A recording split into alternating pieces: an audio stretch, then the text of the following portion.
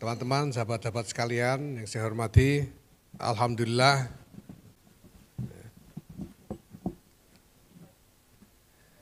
pagi ini PBNU mendapatkan kehormatan kunjungan dari PP Muhammadiyah yang dipimpin langsung oleh Ketua Umum Bapak Kiai Haji Haidar Nasir dengan rombongan yang cukup lengkap, ada Sekum, ada beberapa ketua, bendahara umum dan lain sebagainya, alhamdulillah. Dan kami ngobrol dengan gayang sekali tadi, ada banyak hal yang kami bicarakan, yang intinya adalah bahwa setelah kita merasakan, menyaksikan selama ini bahwa hubungan antara Nahdlatul Ulama dan Muhammadiyah, baik sebagai hubungan antar organisasi maupun hubungan antar jamaah selama ini sudah begitu harmonis, maka sudah saatnya NU dan Muhammadiyah ini melakukan hal-hal yang lebih konkret sebagai kerja bersama antara kedua organisasi. Dari pihak kami sendiri PBNU, kami secara terus terang menyampaikan kepada Kiai Haidar bahwa kami butuh banyak belajar dari Muhammadiyah tentang kebutuhan-kebutuhan real dari organisasi seperti soal pengelolaan lembaga-lembaga layanan dan penataan organisasi dan lain sebagainya. Dan tentu saja nanti kedua belah pihak akan terus melanjutkan diskusi-diskusi ini, karena kalau soal komunikasi langsung sebetulnya sudah biasa dari dulu, soal bagaimana kita bersama-sama ya membangun strategi untuk menciptakan momentum-momentum sedemikian rupa sehingga mudah-mudahan bisa berpengaruh terhadap mood masyarakat menyangkut berbagai macam isu. Tadi misalnya diangkat soal kebutuhan akan kepemimpinan moral di dalam politik misalnya. Dalam politik ini perlu ada kepemimpinan moral supaya segala sesuatunya tidak hanya didrive oleh kepentingan-kepentingan pragmatis misalnya.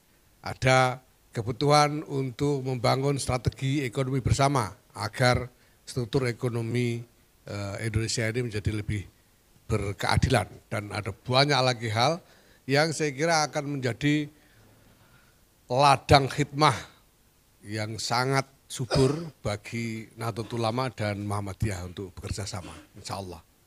Dan kami berterima kasih sekali atas kunjungan ini. Mudah-mudahan ini menjadi kunjungan yang berkah. Terima kasih. Assalamualaikum warahmatullahi wabarakatuh. Assalamualaikum warahmatullahi wabarakatuh. Gus Yahya dan segenap anggota pimpinan PBNU serta rekan-rekan wartawan, anggota PP Muhammadiyah. Kami 8 anggota PP Muhammadiyah bersilaturahmi sebagaimana tadi disampaikan oleh Gus Yahya, sekaligus kunjungan balasan setelah PBNU terbentuk. Gus Yahya ke kantor Menteng PP Muhammadiyah, dan sekarang setelah kami bermuktamar, biarpun pasangan lama, tapi tetap kita berkunjung dan menyambung silaturahmi.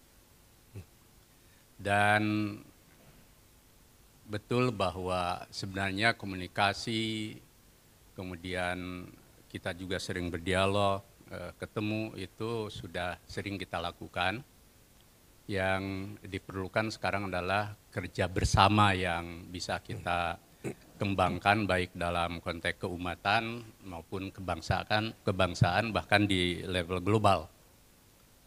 Kami juga memberi apresiasi yang tinggi pada PBNU di bawah pimpinan Gus Yahya yang banyak melakukan terobosan, termasuk aktivitas-aktivitas dialog di kancah internasional sebagai bagian dari mengembangkan dan mewujudkan Islam yang rahmatan lil alamin. Bahkan begitu progresif ya, saya pikir kita hadir di kantor PBNU saja ini sudah berubah wajah itu ya, jadi udah kalah itu kantor PP Muhammadiyah. Yang kedua, betul kita berdiskusi pertama tentang kepemimpinan moral terkait dengan pemilu 2024. Kita bersyukur bahwa kontestasi pemilu itu kan bagian dari demokrasi yang sudah sangat terbuka di Indonesia. Dan bahkan sebelum KPU membuka pendaftaran saja kan calonnya sudah bermunculan gitu ya. Itu menunjukkan betapa dinamisnya politik Indonesia. Tetapi selain kita berharap bahwa pemilu 2024 itu berjurdil dan bermartabat, ada visi dan arah moral sekaligus juga visi kebangsaan yang kokoh. Sehingga kontestasi itu tidak bersifat politik kekuasaan semata-mata, who gets what, when, and how gitu ya. Tapi visi kebangsaan apa yang mau dibawa, yang diwujudkan berangkat dari fondasi yang diletakkan oleh para pendiri bangsa. Dan nah tadi kepemimpinan moral satu istilah yang kita sepakati yang bisa mendrive kontestasi itu, bahkan siapapun nanti yang terpilih baik di eksekutif maupun legislatif, betul-betul kepemimpinan yang tahu benar salah, baik buruk, pantas tidak pantas dalam berpolitik, ya, sehingga tidak bersifat siapa dapat apa dan bagaimana caranya gitu ya. Dan ini sangat krusial. Dan kami sebagai kekuatan keagamaan kemasyarakatan yang non politik praktis punya panggilan moral lah untuk hadir tanpa merasa paling benar sendiri. Nah itu. Yang kedua, ada realitas yang harus kita emban bersama, di mana rakyat kita kan mayoritas masih ekonominya di bawah gitu kan. Memang Gini rasionya mulai membaik, tapi kemiskinan juga kan masih cukup besar. Problem-problemnya juga banyak, lebih-lebih setelah pandemi. Maka kita bersepakat untuk terus mendorong negara ini mewujudkan ekonomi berkeadilan.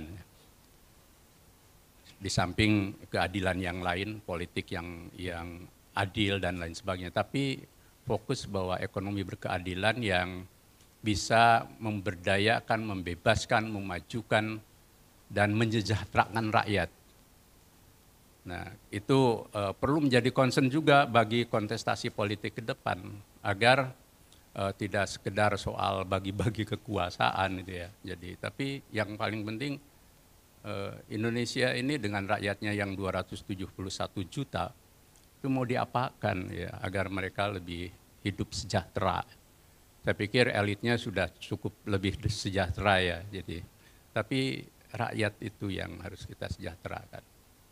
Nah, yang terakhir dalam konteks kami sebagai gerakan keagamaan akan terus berkomitmen memandu umat agar menjadi umat yang cerdas, umat yang damai, umat yang bersatu dalam keragaman, sekaligus juga umat yang makin maju kehidupannya.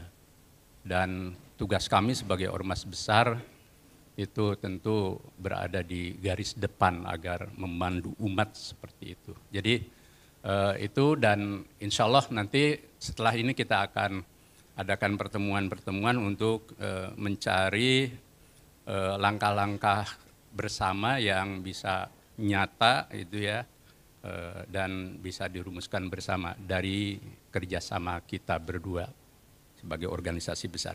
Itu terima kasih sekali lagi Gus Yahya atas sambutannya tadi kita ngobrol santai dan diakhiri tadi dengan makan nasi kebuli yang istimewa, produk PBNU. Terima kasih. Terima pertanyaan. Monggo. Ada yang mau nanya? Monggo. Silakan. Silakan sampean ya. Ya.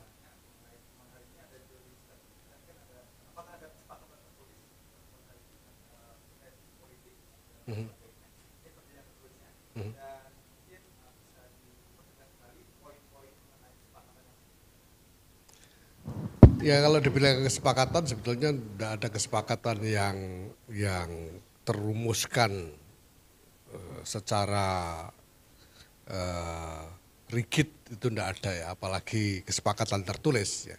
Kami hanya tadi ngobrol dan berdiskusi, dan dari obrolan itu banyak hal ternyata ya apa boleh buat, memang NU dan Muhammadiyah ini terlalu banyak kesamaannya, sehingga dari obrolan tadi itu banyak hal yang sebetulnya kami sependapat, sepemikiran. Misalnya soal tadi itu yang sudah disebut oleh Pak Kiai Haidar juga, soal kebutuhan kepemimpinan moral, soal kebutuhan untuk membangun strategi memperjuangkan ekonomi yang lebih adil dan lain sebagainya tadi. Dan masih banyak lagi. Ya, makan nanti bahkan tadi ada pemikiran bagaimana kalau kita bikin forum ngobrol-ngobrol bareng gitu secara agak rutin misalnya gitu. Ya mudah-mudahan bisa kita wujudkan. Dan memang sekarang ini kebutuhan untuk mewujudkan kerjasama yang konkret antara NU dan Muhammadiyah ini saya kira sudah semakin besar ya, semakin tuntutannya semakin besar. Cukup ya? Monggo Mbak. Ya. Mbak ini. Mbaknya ini dulu, mbaknya belakang. Perempuan. Mek. Nah. Ya, Assalamualaikum warahmatullahi wabarakatuh. Gus Yahya, Pak Haidar. Saya Nia dari Harian Kompas mau mengelaborasi soal kepemimpinan moral tadi. Kalau mungkin bisa dijelaskan lagi Gus Yahya dan Pak Haidar soal urgensi kepemimpinan moral di tahun politik ini ya. Apakah kedua organisasi Muhammadiyah dan Nahdlatul Ulama melihat memang jelang kontestasi Pilpres 2024 ini minim adu gagasan dan ada nuansa yang lebih kuat hanya sekadar mengedepankan aspek elektoral begitu. Terima kasih. Kayaknya udah dijawab sendiri itu tadi itu ya. Jadi tentunya kita butuh mendengar lebih banyak tentang visi, tentang agenda-agenda untuk bangsa dan negara ya. Dan juga tentang komitmen untuk melakukan menjalankan kompetisi secara lebih bermoral ya, lebih bersih, tidak meriskir polarisasi atau perpecahan di dalam masyarakat dan seterusnya, hal-hal semacam itu. Ini yang kita sebetulnya ingin lihat lebih banyak, ingin lihat lebih banyak. Kita tentu tidak akan mengatakan bahwa belum ada selama ini, tapi kita ingin lihat lebih banyak soal itu. Dan untuk itu memang butuh kepemimpinan moral. Ya. Dan NU dan Muhammadiyah tentu akan berusaha untuk melaksanakan tanggung jawab dengan memberikan keteladanan sikap, dengan membuat seruan-seruan terkait dengan moral ini. Ada dua tren ya yang kita lihat. Pertama, konsesi-konsesi politik lewat usaha-usaha koalisi itu bagus ya. Kemudian yang kedua, bagus dalam arti itu bagian dari politik. Kedua, pernyataan-pernyataan yang kompetitif ya, tetapi bisa mengarah pada polarisasi itu juga biasa terjadi. Tetapi ketika dua hal itu terus intens menjadi state of mind kontestasi para elit politik, ini bisa tidak konstruktif gitu ya. Nah, maka kita mendorong agar Pertama bahwa visi kebangsaan yang sudah diletakkan oleh para pendiri negara ini harus dielaborasi dan bila perlu dibawa ke ruang publik menjadi diskusi-diskusi politik para kontestan atau calon kontestan. Agar jelas arahnya. Nah, yang kedua bahwa ada tanggung jawab moral setiap elit untuk supaya membuat pernyataan langkah-langkah yang tidak mengarah pada polarisasi karena harganya terlalu mahal. Nah, disitulah kami tanpa mengadjustment ya elit dan kekuatan serta proses kontestasi ini, tetapi kami ingin bersama menghadirkan kepemimpinan moral dan visioner seperti tadi. Itu aja yang menjadi komitmen kami. Satu lagi mungkin, satu lagi. Oke, ini sejarah, oke. Assalamualaikum, saya Asmanu dari Ngopi Bareng Surabaya. Pertanyaan saya, kita selama ini sering mendengar dalam menghadapi pemilu atau pilpres menjauhkan politik identitas. Kami mohon dijelaskan pandangan dari NU dan Muhammadiyah mengenai politik identitas itu bagaimana? Terima kasih. Assalamualaikum warahmatullahi wabarakatuh. Ya, ini Pak Haidar, ini Asma yang NU ini Pak, Asmanu ini, wartawan senior kita. Jadi kalau dalam pandangan ya saya sendiri secara pribadi sering membuat pernyataan terkait dengan politik identitas ini. Dalam pandangan kami, politik identitas itu politik yang hanya menyandarkan penggalangan dukungan berdasarkan identitas-identitas primordial saja, atau mengutamakan identitas primordial tanpa ada tadi yang oleh Pak Haidar disebut sebagai kompetisi yang lebih rasional, yang menyangkut hal-hal yang lebih visioner, menyangkut tawaran-tawaran agenda yang bisa dipersandingkan antara satu kompetitor dengan kompetitor yang lainnya. Nah, kami memandang bahwa politik identitas ini, politik yang mengedepankan identitas kelompok-kelompok primordial ini berbahaya bagi integritas masyarakat secara keseluruhan, karena itu akan mendorong perpecahan di dalam masyarakat. Ya. Maka saya sendiri misalnya saya sering katakan bahwa kita tidak mau ada politik berdasarkan identitas Islam, bahkan tidak mau ada politik berdasarkan identitas NU. Jadi kami tidak mau nanti ada kompetitor kampanye pilih orang NU misalnya, kita tidak mau itu. Kalau mau bertarung ya harus dengan tawaran-tawaran yang rasional. Ini yang kami harapkan. Ya, politik identitas itu kan tadi disebut Gus Yahya primordial ya. Primordial itu agama, suku, ras, golongan yang dulu sering kita sebut sara.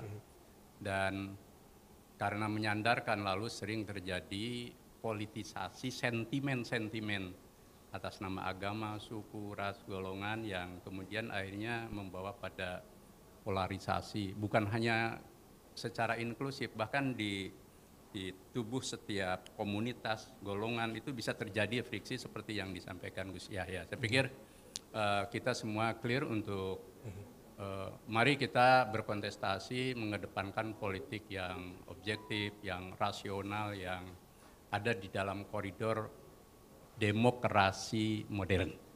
Oke, terima kasih. Terima kasih.